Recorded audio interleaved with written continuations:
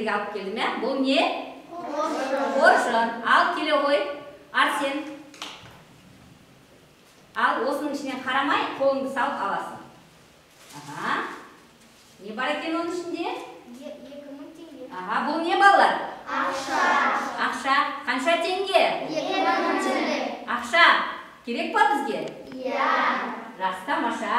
Ақша бізге не үшін керек балалар, айтыңыздар? Төлеу үшін керек. Не істеу үшін?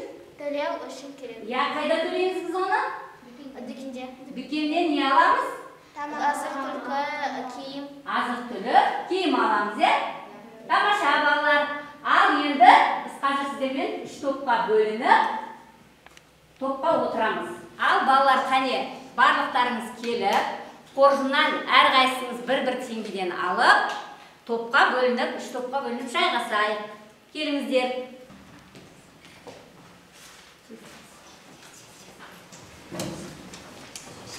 Бес мың топқа.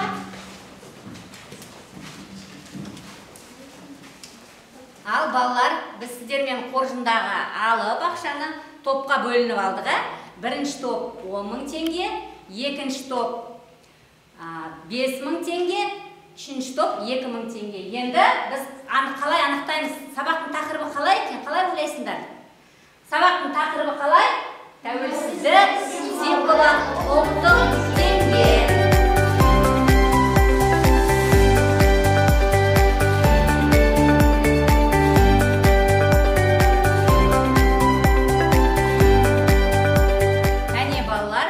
Теңгенің шығу тарихымен танысу үшін видеороликке назар аударыңыздар. Теңге Қазақ Республикасының валютасы. Ұлттық валюта мемлекеттің тәуелсіздігі мен егемендігінің айғағы, нышаны болып табылады. Теңге әлемдегі ең жақсы жасақталған сақтық шарасы мықты валюталардың бірі. 1993 жылы 15 қараша күні тәуелсіздігіміздің 20 валютасы айналымға енді.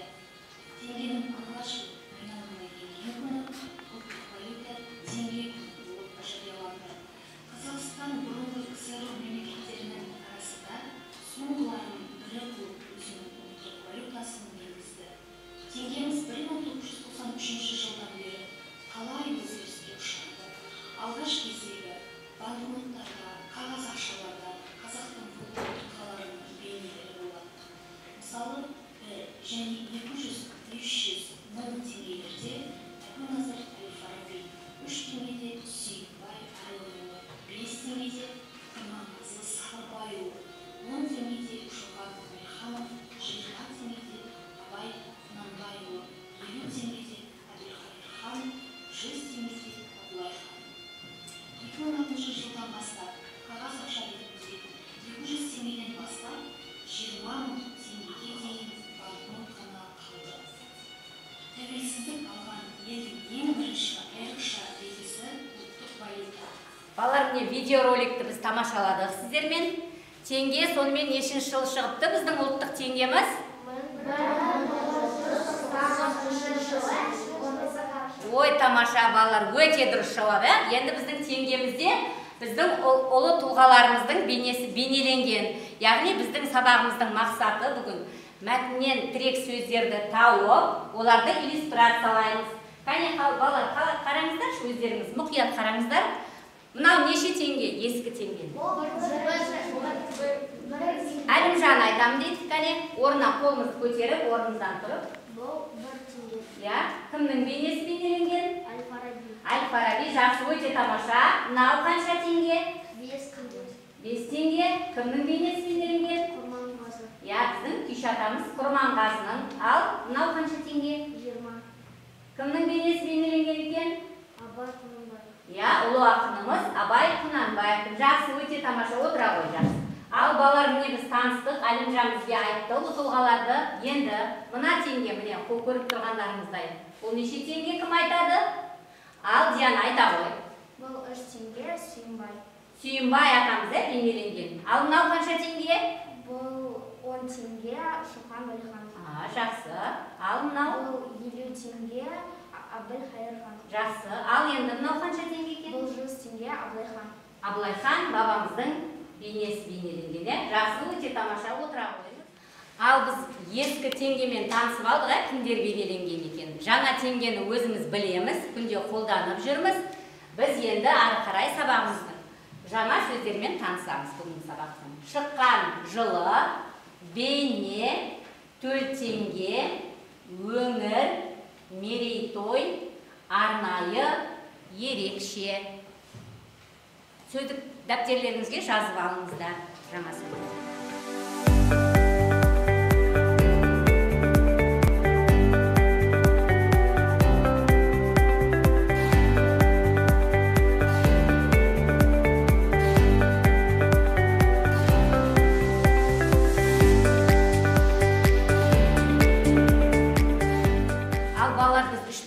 Бөлінді. Енді сіздермен бірге теңгенің шығу тарихы туралы мәтінмен танысып, ол мәтіндегі тірек сөздерді тауып, иллюстрацияларды сипаттаймыз. Қазір мен сіздерге таратам, біз жұмыс жасаймыз. Бұл топтық жұмыс, яғни біз топ болып жұмыс жасаймыз.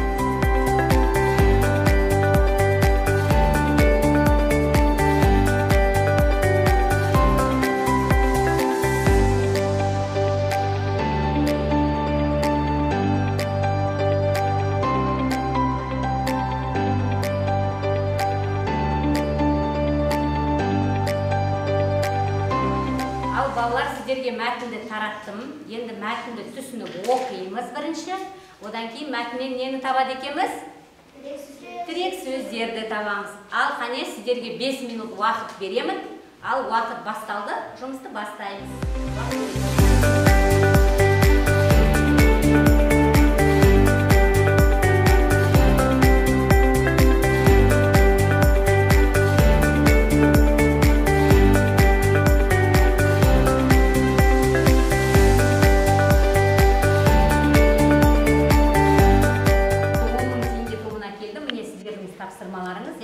Осы мәтінді бірінші Алихан түсініп сен оқып бер, топқа.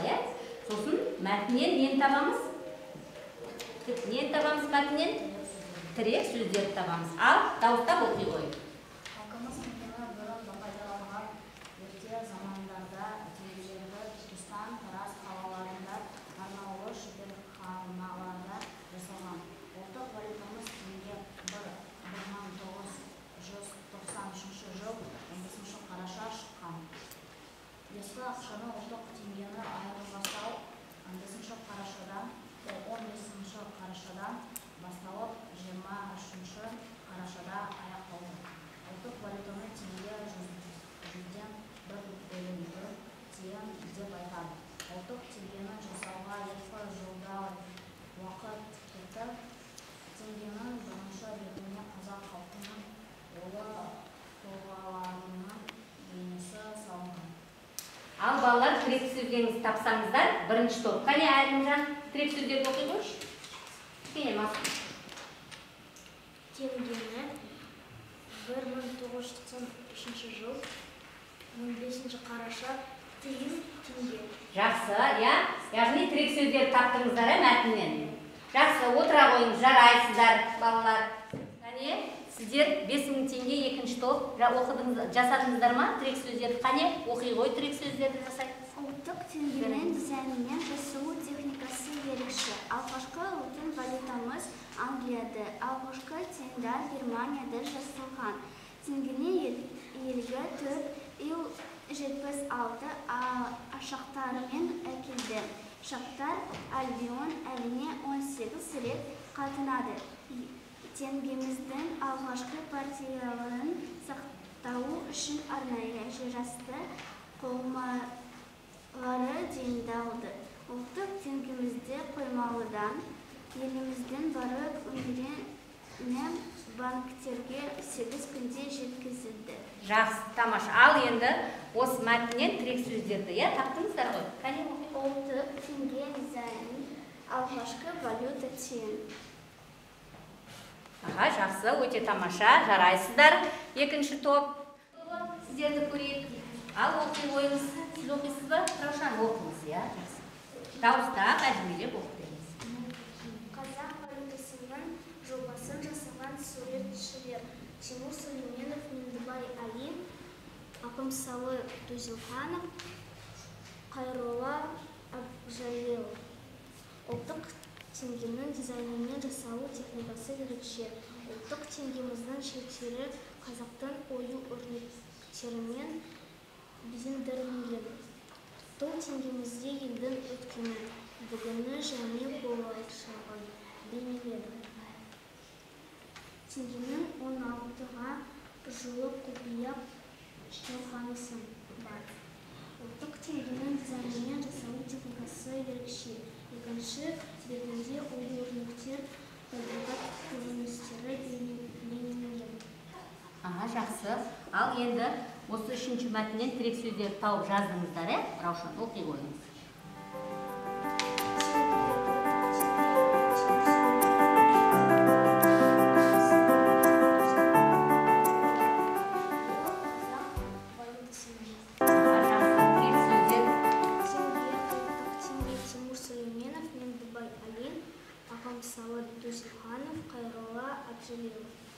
Қазақ валютасының теңгенің 16-ға жуық құпия қорғаны. Жақсы, өте тамаша, 2003 топ. Жақсы, 3 топ 2000 теңгелік топ. Жарайсыздар, жақсы, тамаша. Ал балалар, біз жақсы өте ескі теңгенің тарихымен танысып алдық. Тірек сөздері арқылы иллюстрация сипаттадық. Енді бүгінгі сабақта тілдік бағдар, ыңғайластықты, қатынасты білдіретін жалғаулықтар бар қазақ тілінде. Әлі, және, даде, тате, мен жалғауы. Яғни осыған біз тапсырма орындаймыз қазір сіздермен. Тақтаға кім шығады тапсырма орындауға? Міне екінші тапсырманың біріншісін орындаймыз. Ескі теңгенің банкноттарында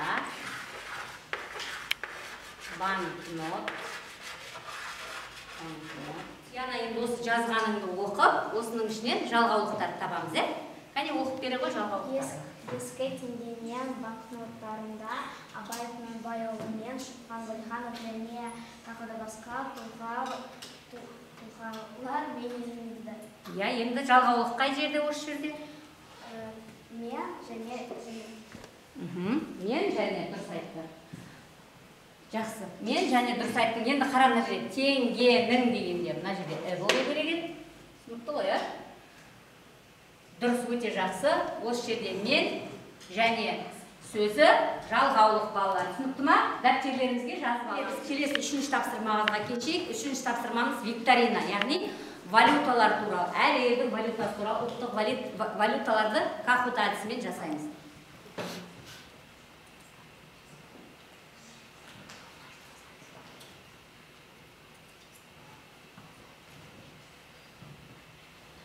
Бір моменттерін балалардың жауабын оқу. Міне, мына кодты тезірек кіреміз көптен.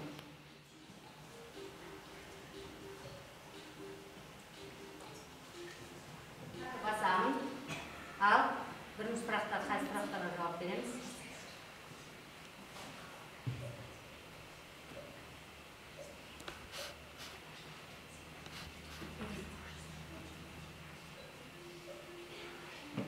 Міне, балалар, қараңыздаршы. Бейнеде бұл қай мемлекеттің ұлттық валютасы, Ал? Болды ма? Таптыңыздар ма? Бастады ма? Седіңіздер ма? Келесі. Міне, көрдіңіздер, бірінші жылдамдық танытқан, белсенділік танытқан кім екенбізде? Әлімжан, Жақсы, өте тамаша. 990 балмен Әлімжан бірінші орында тұр. Ал келесі балалар, кетті. Сіздерге ұнады ма осы? Ойынымыз Кахут әдісі бойынша сабақ ұнады ма балалар? Жақсы, ары қарай тез етеміз, кәне? Міне мынау көрінген экрандағы. Қай мемлекеттің ұлттық валютасы? Міне, қай мемлекеттің ұлттық валютасы?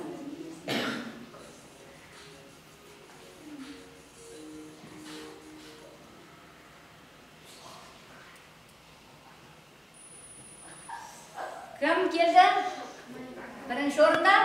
Малика. Өте тамаша балалар. Ал Маликаны құттықтап қояйық. Қалай ойлайсыңдар? Бүгінгі сендерге сабақ мақсатына жеттік деп ойлайсыз ба?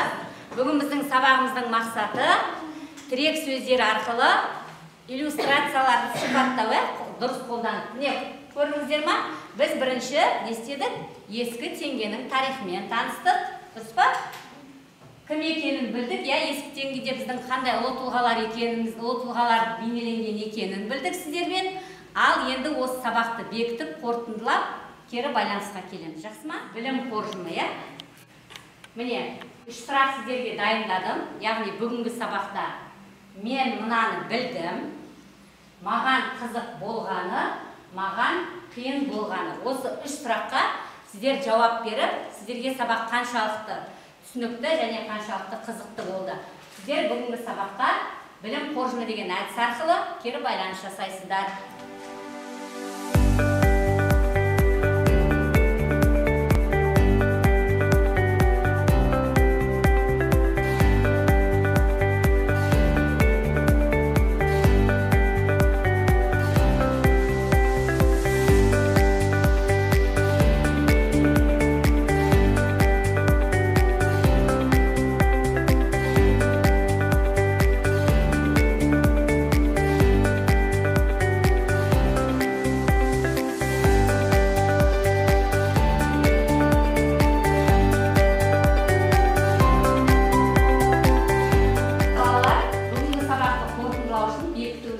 Білім қоржыны арқылы, міне мына сұраққа жауап жазып, мен мынаны білдім, маған қызық болғаны, маған қиын болған деген сұраққа алдарыңызда қағаздарға жазып болсаңыздар, қайда саламыз?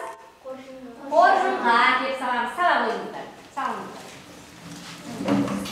Қойыңыздар.